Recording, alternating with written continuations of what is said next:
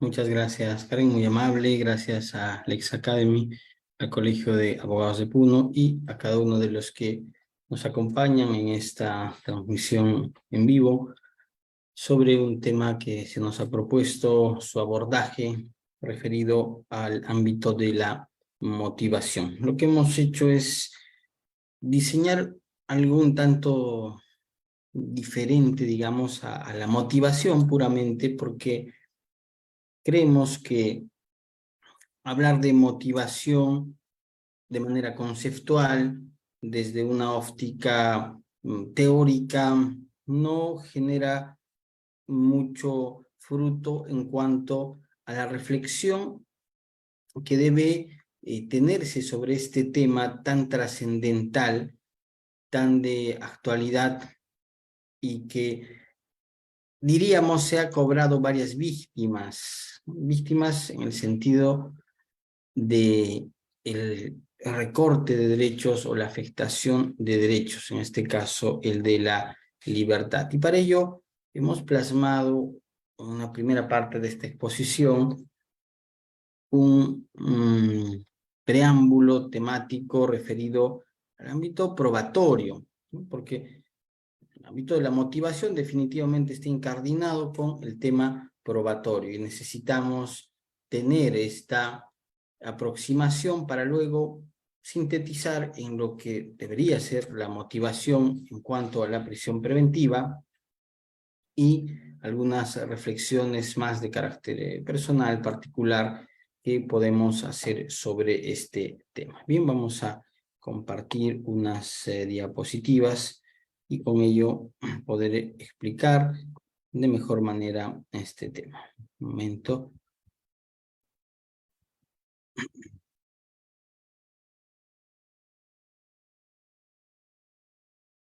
Muy bien. Entendemos, estamos ya compartiendo. Como cuestión preliminar, los sujetos procesales, de acuerdo al diseño que tiene nuestra normativa procesal penal de un código que todavía lo llamamos nuevo en algunos casos y que ya tiene unos buenos años, en realidad, pues supone un modelo de carácter acusatorio o de tendencia acusatoria y con algunos ribetes de adversarialidad.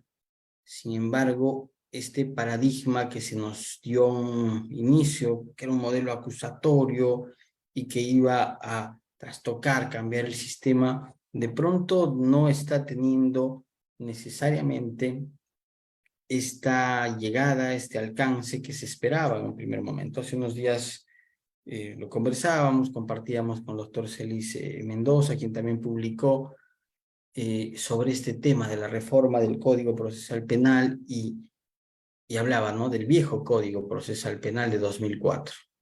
Algunos decían, bueno, no es tan viejo, en cuestión de años, pero sí en cuanto a su uso y el desgaste que tiene, porque muchos de los aspectos que podrían tener una vertiente más garantista finalmente terminan convirtiéndose en una sacada de vuelta a la norma para introducir conceptos, categorías y criterios de índole punitivista, de índole, pues, sancionador al extremo y buscar que más bien sea funcional hacia un modelo de tendencia más bien inquisitiva.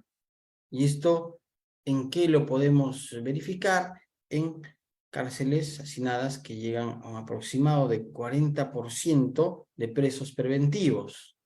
Entonces, si nosotros nos preguntamos y hablamos de una excepcionalidad en el otorgamiento de la medida de prisión preventiva, podríamos decir, ¿qué es lo que está pasando? ¿No? ¿Qué es lo que está pasando si se supone que es una medida excepcionalísima, que el recorte a la libertad personal debía ser pues algo extremo, una medida de última ratio?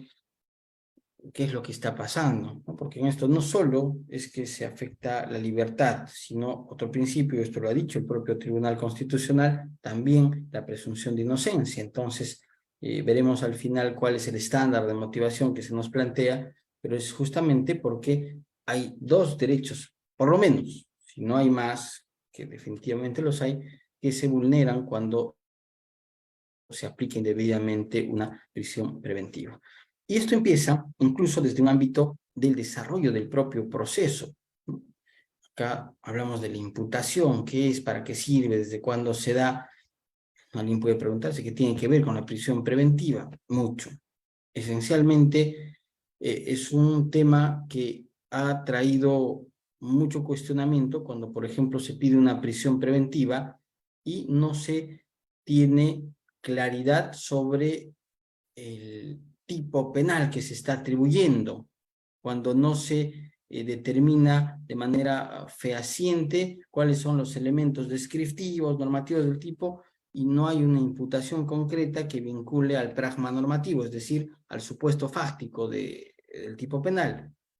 Entonces, si esto es así, si nosotros en principio no tenemos una imputación adecuada, no vamos a poder hablar de una motivación suficiente, cualificada, y vamos a ingresar a un estadio en el que no importa, ¿no? Como jueces, controlar o no en esta etapa si el hecho es típico, lo que importa es ver si se cumplen los demás presupuestos. Yo me pregunto, ¿qué lógica tiene esto si nosotros tenemos un hecho que nos parece que puede o no puede ser delito, o que más bien tiene ribetes de atipicidad? ¿No debería el juez reparar en ello previamente? Y se ha dicho, ¿no? Se ha hablado bastante de esto y se ha dicho, pero no es una audiencia que está destinada a este tema y no debería cuestionarse. Sin embargo, creemos que sí debe haber un estadio inicial, y lo hemos hecho, ¿no? Eventualmente hemos transitado por esa faceta, digamos, de el juzgado de investigación preparatoria, y una práctica que habíamos establecido es que antes de iniciar con el requerimiento propiamente de la prisión preventiva o su sustentación, se tuviera que establecer cuál era el ámbito de imputación. En palabras sencillas, señor fiscal, usted díganos cuál es la imputación para luego fundamentar su prisión preventiva, y también que si hay alguna duda sobre este ámbito, en este acto puede usted aclarar algunas cuestiones fácticas, porque es de entender también, normalmente las prisiones preventivas, hablamos de la mayoría, se solicitan solamente luego de las 48 horas que tiene el Ministerio Público para investigar en caso de flagrancia. La mayoría de las prisiones se dan en este contexto. Otras tantas que son trabajadas ya sobre todo en casos de criminalidad organizada o procesos que revisten cierta complejidad, ya se van a tratar mucho después, pero en general lo que se va a verificar es que hay un corto tiempo para los procesos comunes para solicitar. Entonces puede que el ámbito fáctico de la imputación por allí tenga algún elemento que no quede muy claro, ¿no? Entonces puede aclararse, sí, pero ¿dónde dicen la norma? No todo dice en la norma, y eso nos referíamos cuando decimos que se hace a veces el código funcional hacia una vertiente normativista extrema, en la cual si no lo dice la norma, no puedo, como juez de garantías, tener el criterio suficiente de decir, pues si es un hecho atípico, ¿cómo voy a luego tener que analizar si se van a cumplir o no los presupuestos de la prisión preventiva, ¿no? Creo que se tiene que transitar un paso a la vez, ¿no? Una escalinata a la vez. Entonces, en ese sentido, es necesario que verifiquemos este tema de la imputación.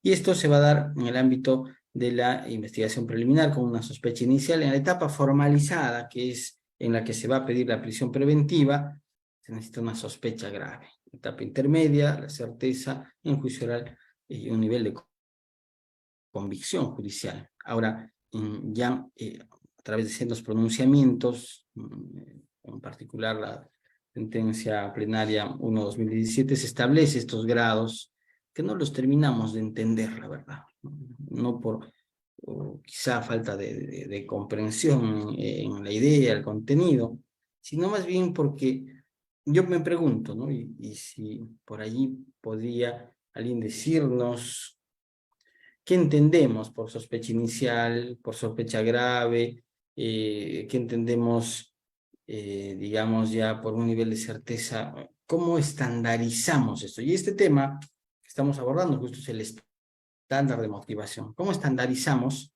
llegar a un nivel de convicción suficiente para dar una prisión preventiva? Es un tema sumamente relevante y que si hablamos de una sospecha grave, ¿no? Que dice la misma sentencia incluso debería ser similar ya al de una sentencia, entonces surge la pregunta natural, entonces ya para qué investigamos, si va a ser un nivel de exigencia de esa naturaleza para que ya se investiga.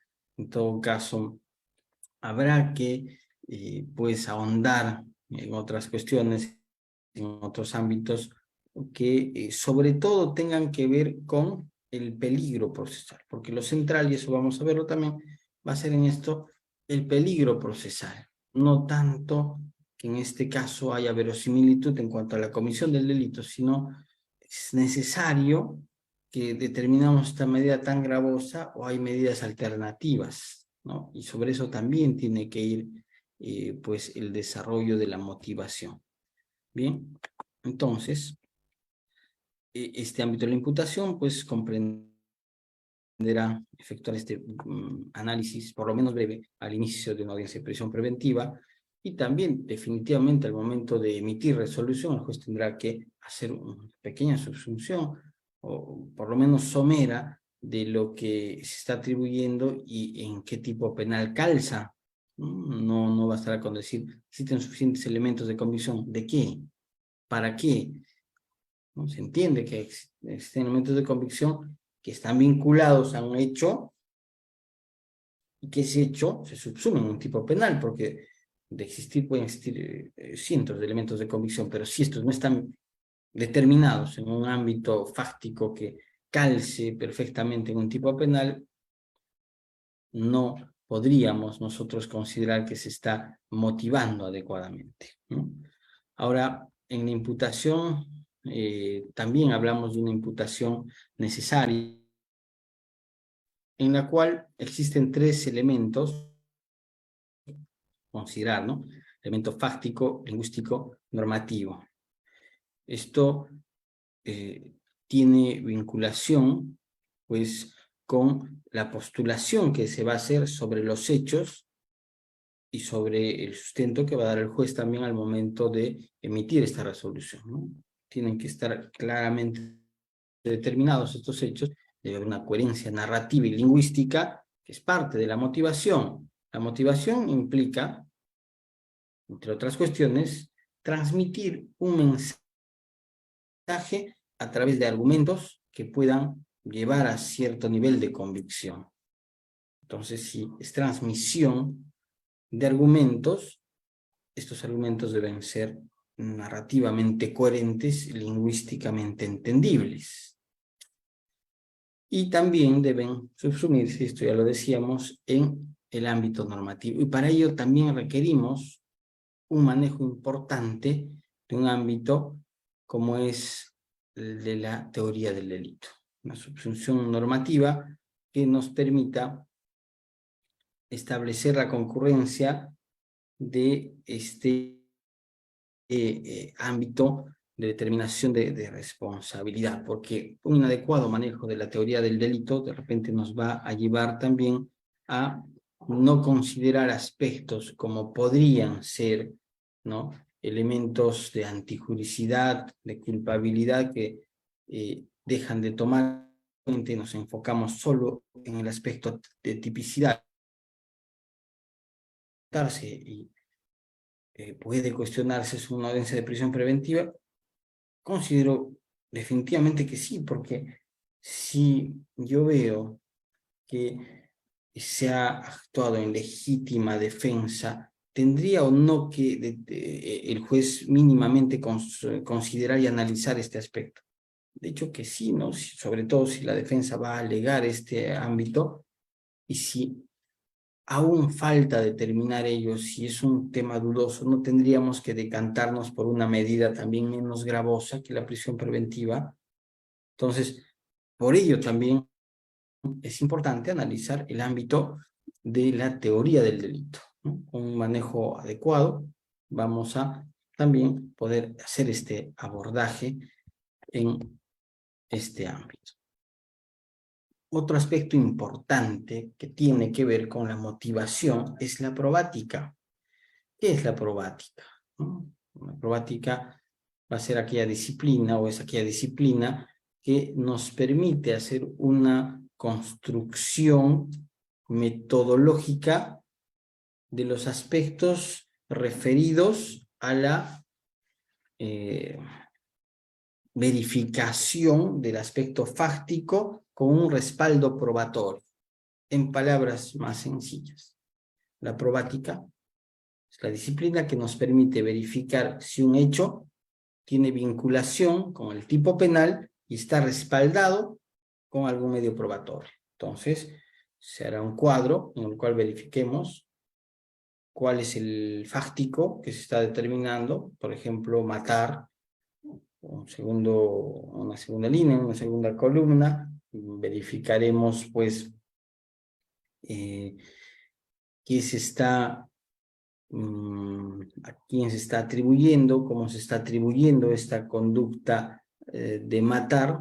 Finalmente, en una última columna, verificaremos qué respaldo probatorio se tiene, ¿no? De modo que podamos hacer una estructuración y verificar si efectivamente dentro de toda la postulación de elementos fácticos, jurídicos y probatorios, se puede llegar a la conclusión que ese aspecto tiene una corroboración, ¿no? Es trabajar metodológicamente para ver, ¿no? Y cada ámbito fáctico que se sustenta en la formalización de la investigación tendrá que tener algún nivel de respaldo probatorio para que se pueda sustentar en primer momento haciendo requerimiento de prisión preventiva y en un segundo y último momento, al momento en el que el juez va a emitir su resolución y va a motivar su decisión, ¿no? Se entiende que tiene que haber esta correlación entre lo que se postula fácticamente y el respaldo en elementos probatorios.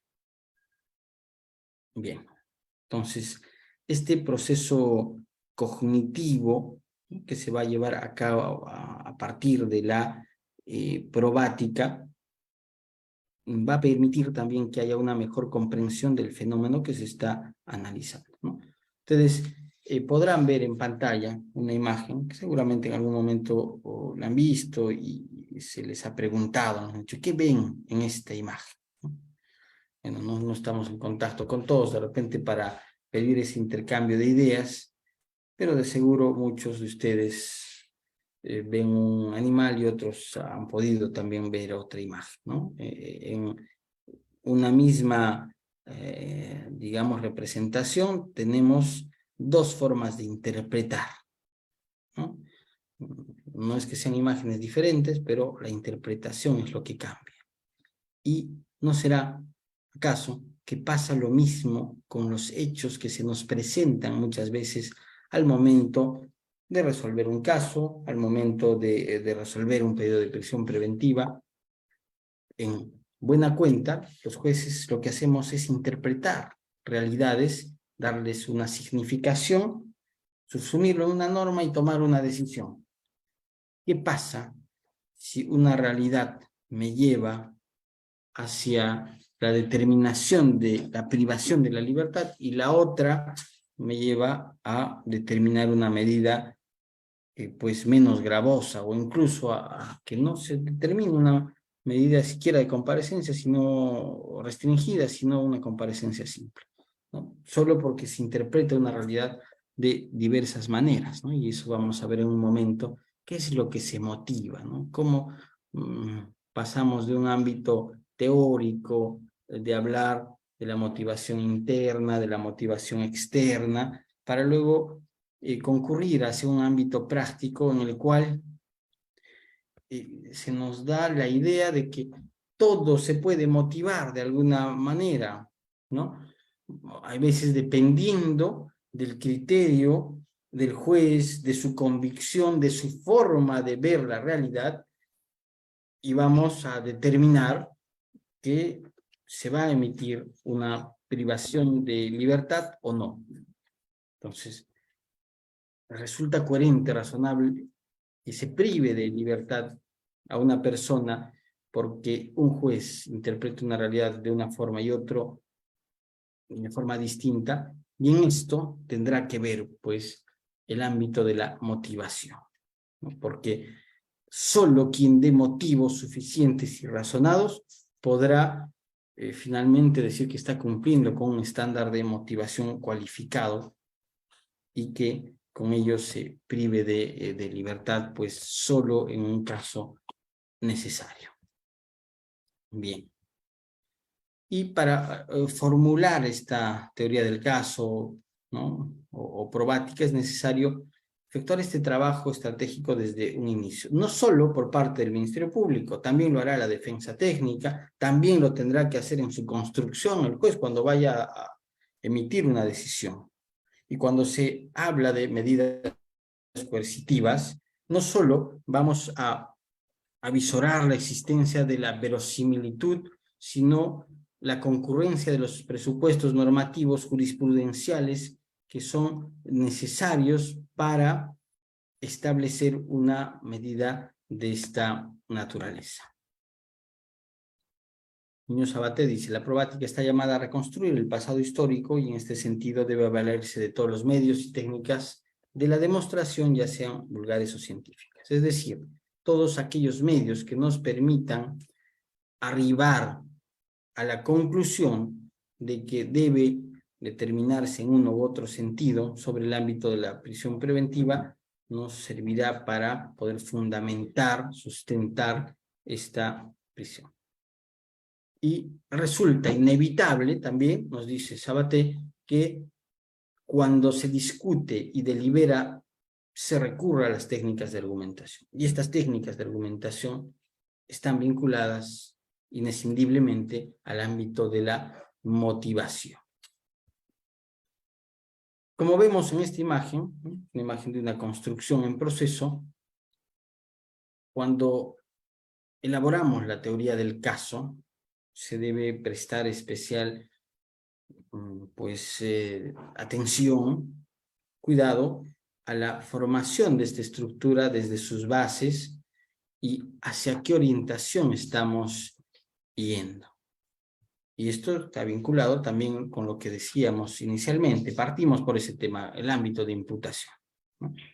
Ahora, al tener conocimiento total de la información que vamos a recabar, recién podremos determinar si estos hechos tienen o no, pues, relevancia de índole penal y si podemos estructurar este caso de modo que tenga su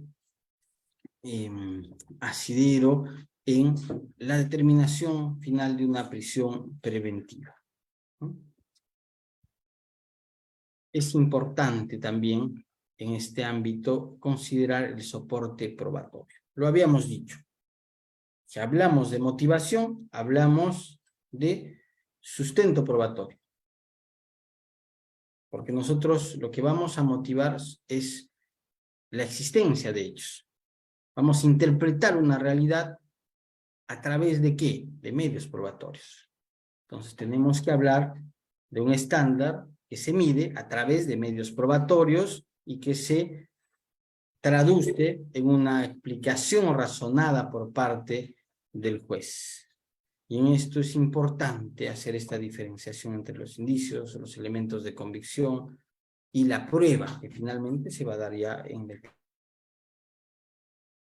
proceso. Y también de acuerdo a este nivel de rigurosidad tendremos que evaluar la dación o no de la medida de prisión preventiva. Y como vemos en este cuadro, tenemos el ámbito de soporte probatorio, los niveles de convicción y los grados de imputación que debe existir. Nos interesa, sobre todo para el tema en análisis, que en la etapa de investigación preparatoria, la etapa formalizada, lo que debe existir es indicios reveladores, una imputación mínima verificable de contenido penal. Y por eso incidíamos hace un momento en decir que es necesario que partamos el análisis de la determinación de una prisión preventiva verificando que el pragma normativo calce pues perfectamente en este tipo que nos exige ciertos elementos descriptivos, normativos, y pasando este primer tamiz podremos finalmente hacer un análisis sesudo de los presupuestos de la prisión preventiva. Y estaremos hablando de un nivel de sospecha grave, aunque tanto la sentencia plenaria como el Acuerdo Plenario 1/2019 también hacen referencia a que debe haber, digamos, un nivel similar incluso al de la sentencia, o muy cercano a la convicción de una sentencia. Y suena lindo, ¿no? Y suena atractivo desde un ámbito de garantía el hablar de que se tenga que llegar a ese nivel, pero lo que siempre nos preguntamos es cómo diferenciamos un estándar de otro. ¿Quién puede definir qué es una sospecha grave y una certeza? Ese es el tema. Por eso el tema, o por eso la temática que nos convoca sobre el estándar de la motivación nos llevará a una pregunta final: ¿cuál es ese estándar? ¿A dónde debemos llegar nosotros para poder determinar razonablemente que puede ser otorgada una prisión preventiva? Muy bien. La prisión preventiva y la necesidad de una motivación cualificada, ¿no? Ya habiendo revisado estos temas preliminares, también ya he hecho referencia a nuestro tema de fondo en este contexto de elaboración o diseño del proceso penal, del ámbito de imputación, del ámbito de los niveles probatorios en los cuales va a estar sustentada una prisión preventiva. Nos preguntamos cuál va a ser esta determinación que vamos a tomar. Y para ello les comparto un caso práctico, ¿no? Que de manera muy sintética vamos a resumirlo. Juan es un conductor de transporte público. En la mañana está en inmediaciones del paradero de su terminal, una empresa de transportes X. Retrocediendo, escucha un ruido en la parte posterior. Al no ver nada en el espejo retrovisor, se adelanta, se estaciona y después de unos minutos baja del vehículo junto al cobrador, percatándose que un menor estaba tirado sobre la vereda y era acudido por los transeúntes. Se limita a alcanzar solamente alcohol y luego emprende su marcha, continúa con sus labores. Sin embargo, horas más tarde este menor fallece. En la investigación inicial hay 2 testigos, uno menor de edad, otro adulto, que afirman que vieron que el vehículo impactó al menor y este cayó bruscamente al borde de la vereda. Juan niega los hechos, señala que no atropelló al menor, sino posiblemente que este se había resbalado. La necropsia señala que la causa del fallecimiento es un trauma cerrado de hígado estallido. Juan tiene domicilio conocido, arraigo familiar, laboral. Sin embargo, el juez le ha dado la prisión preventiva, argumentando que el delito es grave, que existe peligro de fuga, porque el acusado viajó en un par de ocasiones a Bolivia, además que su trabajo le permite obtener recursos para una eventual fuga, y que la medida es necesaria por no existir una alternativa. De manera muy sintética compartimos este caso, que en realidad está vinculado a un caso real, ¿no? Y que terminó, es más, en una condena. Sin embargo, más allá del resultado procesal, que finalmente está bien, ¿no? Si se ha llegado a una convicción tal que ha determinado que esta persona responsable penal, está bien, pero bajo este contexto de lo que podemos tener a la mano, estos datos, resultaba razonable que el juez determine una prisión preventiva. Bueno, tal vez los datos son insuficientes, pero si hablamos de la existencia de un arraigo familiar, de un arraigo laboral, domiciliario incluso, y verificando los argumentos que establece el juez, nos preguntamos si este es un estándar suficiente para nosotros poder determinar la privación de libertad. En este caso, en concreto, el juez da la prisión preventiva, no está el dato acá, la sala revoca la prisión y da medida de comparecencia restrictiva, ¿no? Ya después de que ha estado privado un tiempo, y si mal no recuerdo en el caso, con un cese, no revoca necesariamente, pero se da un cese de prisión, hay un tiempo que está privado de libertad. ¿Era necesaria esa privación? Vamos a analizarlo conforme también que vamos a plantear. ¿Qué se motiva? ¿Qué se motiva? Una conversación que teníamos con nuestro Zaffaroni con la ocasión de su llegada hace poco al Perú. Conversamos sobre la prisión preventiva, sobre su preocupación y un pronunciamiento que él había emitido en torno a la situación de las personas privadas de libertad en Latinoamérica, ¿no? Y lo que decía es que había un acto de venganza y de anticipación de condena en el caso de aquellas personas privadas de libertad y que superaba ampliamente pues lo razonable en cuanto a la necesidad de privar de la libertad a las personas. Yo les comentaba hace un momento con estadísticas vigentes que aproximadamente el 40% de la población carcelaria es preso preventivo. Entonces, ¿qué se motiva? Conversábamos y decía, todo puede motivarse de acuerdo a lo que el juez conciba, interprete y finalmente quiera hacer, porque está bien, el discurso nos dice, haz esto y sería ideal que se cumpla, ¿no? Pero a más de lo mucho que no se cumple en nuestra realidad como país, ¿no? Y tenemos un modelo de constitución que establece garantías férreas para la libertad personal, tenemos también estándares convencionales que hace poco incluso ha sido reafirmado por la Corte Interamericana de Derechos Humanos en relación a México con la figura del arraigo y la prisión preventiva, que en su caso suponía un otorgamiento de una medida incluso prejudicial. Se privaba de libertad a una persona sin necesidad de que haya un proceso vigente.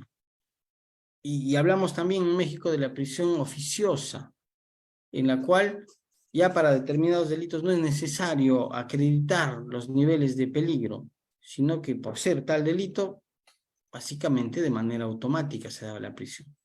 ¿Qué hizo el Estado mexicano? Tuvo que admitir responsabilidad, incluso antes que la Corte emita su decisión, que evidentemente condena al Estado mexicano, pues determina que ya era una afectación flagrante a la presunción de inocencia. Y esto quizá sea fuerte decirlo, pero se replica en la práctica,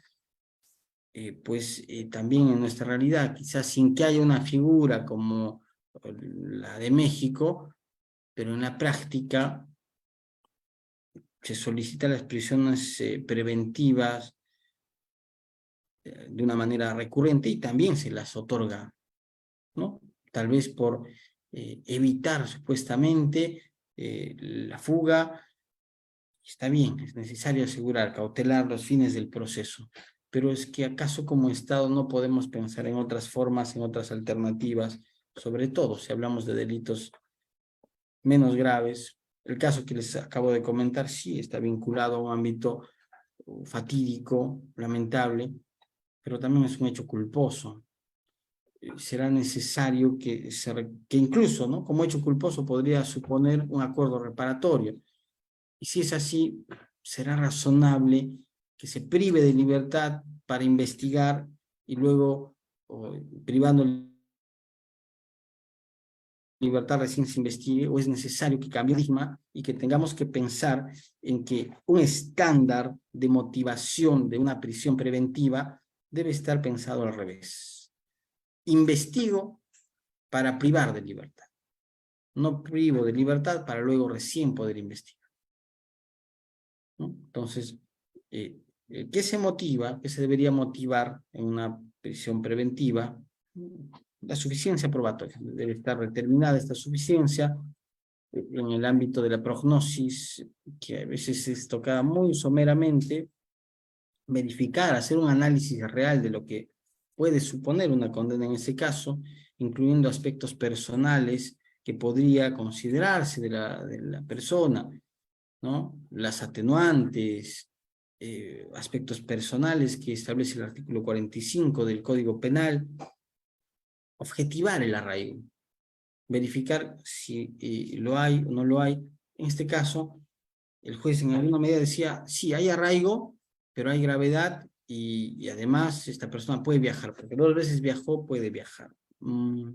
Forzado, suena forzado, ¿no? Es querer dar la prisión y simplemente no considerar otros aspectos. Y es más, esto pasa incluso desde el ámbito de la investigación. ¿Qué se hace cuando se va a investigar un caso? Y esto tiene que ver con un problema de diseño del modelo que tenemos. Quien investiga es el fiscal. ¿Y cuál es el chip del fiscal? ¿Cuál es su visión? Es una visión acusadora. Sí, yo sé, la norma nos dice, el fiscal debe ser objetivo, ¿no?, imparcial. No necesariamente pasa en la realidad, ¿no? Y es uno de los aspectos que más reclamo merece de la defensa. Y cuando tenemos algún conversatorio, es de los primeros temas que va a cuestionar, pues, el abogado litigante. Ahora, es necesario desvirtuar realmente este peligro procesal. Bastará pensar en un caso, digamos, de posibilidad futura de que fugue y que sea la elucubración del juez de algo que podría pasar que justifique esta privación de libertad, ¿no? La escuela de Girona con Ferrer, con Carmen Vázquez, cuestionaban este tema y decían, ¿cómo probar un hecho futuro? ¿Cómo acreditamos un hecho que recién va a suceder? Sí, puede ser una persona que de repente viaja constantemente, es una persona que tiene muchos contactos fuera y todo, pero que nada lleva a determinar que realmente va a fugar. Más bien hay otros aspectos a considerar que me permiten considerar que sí va a quedarse en la ciudad. Entonces, este tema es necesario analizarlo con mucho cuidado, porque la esencia de la prisión preventiva no está en los elementos de convicción, está en el peligro procesal, definitivamente. Y también es necesario evaluar otros aspectos incluso de política criminal, el hacinamiento carcelario, situaciones que tienen que ver con la finalidad misma de la norma penal, del ámbito de política criminal de Estado. ¿Qué es lo que busco yo con la determinación de una pena? Si busco resocializar, bueno, déjame decirles que la cárcel es el último medio resocializador y es el menos efectivo. Entonces, en eso no nos engañamos y sabemos que nos engañamos, pero seguimos en esa misma forma de visualizar un derecho penal que al parecer lo puede arreglar todo y no lo hace. Entonces, cuando usamos indiscriminadamente la prisión preventiva, ya nos los dice, por ejemplo, la Corte Interamericana, establece medidas para reducir el hacinamiento carcelario, tenemos que ir preguntándonos si realmente estamos haciendo un ejercicio de motivación adecuado o solamente estamos justificando nuestras decisiones porque queremos darlas. Entonces, la motivación no solo tiene que ver con los argumentos que doy, sino tiene que ver con la visión final, la visión política mente criminal correcta de lo que busco como Estado, ¿no? Proteger garantías, derechos, para que finalmente decida. Por ahí algún colega decía con orgullo, yo soy un juez carcelero. Y no se hacía problema con ello. Yo digo, si ese es mi autoconcepción, ¿qué puede esperar un abogado defensor y mucho más su cliente de alguien que ya tiene una preconcepción de lo que es o de lo que va a decidir? Esto pasa en la realidad y no es querer hacer malas ausencias, pero si nosotros queremos cambiar el sistema, queremos a través de nuestro ejercicio profesional para el cual nos formamos, como en este diplomado que se realiza, tenemos que ver las cosas desde la realidad. No basta con imbuirnos con conocimientos teóricos cuando eso no nos va a servir de mucho al tratar de proteger la libertad de las personas. El expediente 423-2019 nos habla de la motivación cualificada y la motivación perfecta. Dice que en el caso de la prisión preventiva, en esencia, no se exige una motivación perfecta, pero sí una de carácter cualificado. ¿Qué significa esto? Que debe cumplir todos los estándares que ya hemos dicho. Un ámbito que cubra el aspecto fáctico, medios probatorios suficientes, que transmita argumentalmente lo que está llevando a esa decisión al juez de cómo está interpretando la realidad. Veamos la imagen del pato o conejo, ¿no? ¿Cómo es? ¿Por qué interpreta que es un pato? ¿O por qué interpreta que es un conejo? Esos motivos, esos argumentos, no solamente como una serie de razones que no se conectan, sino como un todo argumental que nos lleve a decidir razonablemente que esa es pues la única forma de finalmente poder hacer que el proceso penal cumpla su finalidad y no existiendo otras, ¿no? Esta sentencia nos dice que la exigencia de motivación de la prisión, o de la privación de la libertad, al ser sumamente gravosa, ¿no? Está vinculada al artículo 2, numeral 24, literal F, del artículo 139, numeral 5 de la Constitución Política y el artículo 254, numeral 1 del Código Procesal Penal establece que estas medidas que impone el juez requieren resolución judicial especialmente motivada. Bueno, recurrimos nuevamente a terminología que al final no sé si se llega a entender del todo, ¿no? ¿Qué entendemos por especial, por cualificado? Pero bueno, lo que creo que nos quiere transmitir, por lo menos, el legislador es que debe haber una motivación, no solo pues de algunas razones someras, sino más profundas, más sustentadas y que permitan realmente pues analizar, verificar que en este caso no existía otra medida igualmente satisfactoria que la prisión preventiva, ¿no? Y también dice que el auto de prisión preventiva será especialmente motivado con expresión sucinta de la imputación, ¿no?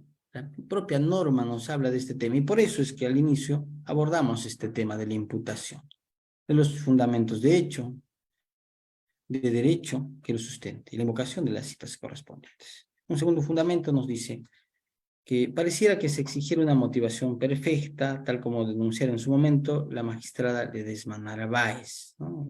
Tribunal Constitucional, cuando por mayoría el Supremo Tribunal declaró fundado el habeas corpus a favor de la expareja presidencial. Esto en relación al caso de prisión preventiva, un caso conocido.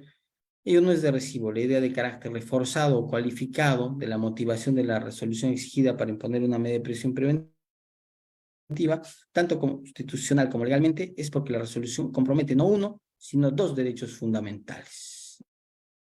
Ya lo decíamos. No solo está en juego la libertad, sino también la presunción de inocencia. causa de lo cual el estándar de motivación se amplía o expande hacia los requisitos legales que permiten su dictado en un alcance mayor al de una sentencia condenatoria, fundamentada como esta última en el terreno de las certezas y no de las probabilidades. Ahora, también suena bonito hablar de certezas y no de probabilidades. Sin embargo, Ferrer nos decía que no hay otra forma de sustentar o motivar si no es en el ámbito de las probabilidades. Lo que sí es cierto es que se sustente dentro de un estándar de motivación lo más alto posible de acuerdo a los insumos que tenemos en el proceso penal, ¿no? Fácticos, jurídicos, probatorios. El estándar más alto. Pero hablar y diferenciar el terreno de las certezas y no de las probabilidades ya supone una situación compleja también de determinar cuándo estamos en un terreno o cuándo pisamos otro. Sin embargo, sí resalta, ¿no?, el Tribunal Constitucional, se resalta en este caso también, que hablamos de una motivación cualificada, no solo una motivación simple o la que se podría dar, por ejemplo, para el otorgamiento quizás de alguna medida de carácter real, ¿no?, sino estamos hablando de una medida sumamente gravosa.